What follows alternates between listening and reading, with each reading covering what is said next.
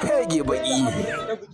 Da kuma irin kai babu daɗin labari. Ka bari kawai. Ka bari. Yanzu haka ban san ya za a yi ba na tashi koma. Ba za su gane ka ba. Ya za su gane ni? Wallahi ba za su gane ka ba. Ba za su gane ni ba. Wallahi. Amma ka bari akwai lokaci. Yaushe za ka koma? Ina nan a zaune a nan. Farina zai dawo. Farinka zai dawo? Zai dawo. Sai farinka ya dawo kake nufi za ka koma can gari? Ina dawowa zan zo in same ka mu ɗunguma sai mu wuce. Ai wallahi ba za mu tafi ba. In dai sai farinka ya dawo wallahi ba za mu tafi ba.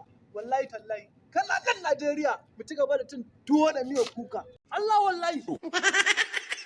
Amma fa akwai wani mai fa da ake siyarwa. Mutum ya shafa idan wa fari kan. To shi zan je in siyo goban nan zan ba shi mamaki. Yawwa. What? Yawwa. Ai na sun yana cikin nan ai. Na gaya masa zan yi fari bai yadda ba bari in je in same shi in zai je mu tafi ba zai tafi ba ne in wuce kawai.